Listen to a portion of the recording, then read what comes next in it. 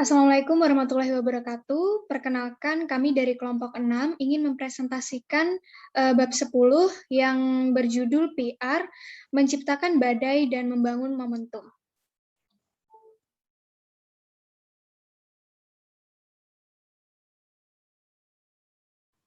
Next. Nah, anggota dari kelompok 6 yaitu yang pertama Fani Zulfah dengan NIM belakang 096, yang kedua adalah Hilmi Ikta Almer dengan NIM belakang 086, Maherin Panggabean dengan NIM belakang 076, dan saya sendiri Prihardiani Linda dengan NIM belakang 109. Nah, PR adalah sebuah bagian penting dari kesuksesan startup, di mana jika berakhir dengan baik, maka PR akan menjadi alat perang terbaik yang dimanfaatkan dalam bisnis startup. Tetapi jika eksekusinya buruk, PR bisa menjatuhkan bisnis yang kita rintis. Lalu bagaimana cara kita untuk menciptakan badai pendorong untuk menilai kesuksesan startup? Nah, yang pertama adalah The Rainmaker Code, di mana terdapat 3 kunci kesuksesan untuk menciptakan badai PR yang dapat mengantarkan kebutuhan pendanaan startup. Next. Yang pertama adalah timing. Pengaturan waktu sangatlah penting untuk perusahaan rintisan, tetapi sering ditemukan ketidaksesuaian dengan alasan yang dipikirkan oleh para pengusaha. Terlalu banyak yang termakan oleh rasa pengharapan yang diperhatikan dan juga keberhasilan dalam semalam. Tetapi bagi mereka yang fokus, sebenarnya sangat mudah untuk membuat percikan PR secara besar-besaran tanpa membebani modal kita. Next. Yang kedua adalah sinergi, di mana semua PR harus bersinergi dengan merencanakan penggalangan dana dan pertumbuhan yang telah dipetakan. Serta komunikasi kita harus berfokus pada inti merek.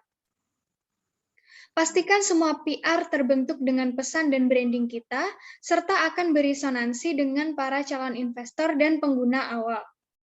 Perencanaan yang tepat nantinya akan terlihat di tempat yang tepat, disebutkan oleh seseorang yang tepat, serta dalam kondisi yang tepat. Yang ketiga adalah efisiensi. Meskipun dengan mendapat perhatian dan juga tenaga adalah sebuah bagian penting dari penggalangan dana dan pertumbuhan bisnis, tetapi keduanya haruslah dilaksanakan dengan efisien dan juga hemat biaya. Terlihat terlalu murahan atau terlihat terlalu boros, atau bahkan jauh lebih buruk dan ceroboh, bisa sama-sama merusak. Maka dari itu, upayakan PR kita untuk harus memberikan hasil serta nilai yang baik, dan nantinya hasil yang didapatkan harus dimanfaatkan sepenuhnya dengan bijaksana. Selanjutnya akan dilanjutkan oleh teman saya. Terima kasih. Selanjutnya, jurnalis outreach. Terhubung dengan jurnalis adalah suatu metode penjangkauan pertama yang paling umum dilakukan oleh banyak pengusaha pemula. Hal ini dapat menjadi bantuan besar dalam pencarian Anda untuk pendanaan. Next. Terdapat 6 peretasan untuk penjangkauan jurnalis yang efektif. Yang pertama ada blogger, yang kedua ada haro, yang ketiga ada publisher, yang keempat ada press lokal, dan kelima ada siaran pers yang mencakup ledakan jurnalis serta reporter di Twitter. Selanjutnya akan dibacakan teman saya. Selanjutnya yaitu siaran pers yang didistribusikan sendiri. Saat ini penggunaan pers sudah sangat luas. Pers atau media dapat digunakan dengan yang pertama layanan distribusi siaran pers, yang kedua mengirimkan cerita Anda ke surat kabar lokal, yang ketiga membayar penempatan publikasi khusus untuk pengiklan dan cerita bersponsor. Selanjutnya yaitu praktik-praktik untuk menciptakan siaran pers Anda sendiri. Yang pertama, pastikan tulisan ditulis secara profesional. Apabila diperlukan, maka pengusaha bisa menyewa seorang penulis. Yang kedua, tulisan harus layak diberitakan. Yang ketiga, pastikan tulisan sesuai dengan tren saat ini. Yang keempat, sertakan kata kunci. Yang kelima, sertakan backlink pada aset online Anda. Yang keenam, tambahkan umpan media sosial, gambar, iframe jika memungkinkan. Yang ketujuh, pastikan untuk mengatur waktu rilis Anda. Dan yang kedelapan, jangan hanya berharap. Bisa di next. Terdapat 10 hal yang bisa dipublikasikan dalam siaran pers. Yang pertama, peluncuran produk atau jasa baru. Yang kedua, panggilan casting untuk early adopters. Yang ketiga, pengumuman penutupan putaran pendanaan. Yang keempat, pengumuman putaran pendanaan baru. Yang kelima, peningkatan kesadaran akan kampanye pelelangan dana. Yang keenam, penambahan tim atau anggota dewan. Yang ketujuh, acara langsung. Yang kedelapan, cerita pendirian Anda.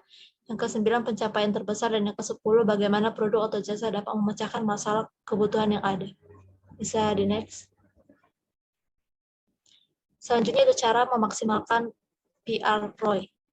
Untuk memaksimalkan PR ROI, pastikan Anda ada ajakan bertindak yang jelas dan saluran yang efisien. Contohnya membuat URL untuk pre-order. Demikian dari saya, akan dilanjutkan oleh rekan saya. Terima kasih.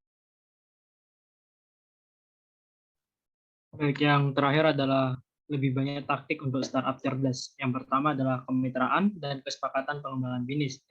Maksud saya pengembangan bisnis. Dalam hal ini, PR dapat menjadi alat yang hebat untuk menjalin kemitraan baru dan kesepakatan pengembangan bisnis. Dan sebaliknya, buat kebisingan saat Anda mendapatkan mitra atau saluran distribusi yang terkenal. Jadi saat mendapatkan mitra atau partner bisnis itu harus digaungkan agar terdengar oleh orang di luar lingkup itu. Selanjutnya yang kedua ada pertumbuhan bulan ke bulan. Ini maksudnya adalah pertumbuhan bulan ke bulan yang konsisten, yang sangat sering, sangat penting untuk startup. Ini memastikan mereka tetap berada di jalur yang benar.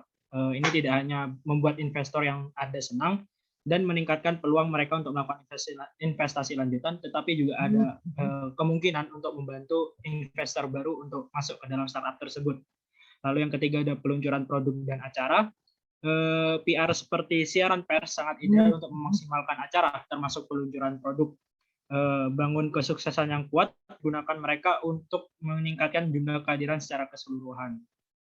Jadi untuk melakukan siaran pers ini harus ada membangun kegembiraan terlebih dahulu, antusiasme terlebih dahulu untuk memastikan kehadiran dan kesuksesan yang kuat.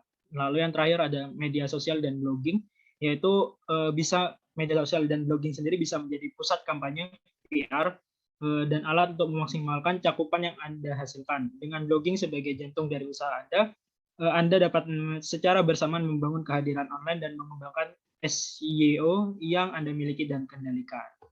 Sekian dari saya. Nah, demikianlah presentasi dari kelompok 6. Apabila ada kurang lebihnya kami mohon maaf. Wassalamualaikum warahmatullahi wabarakatuh.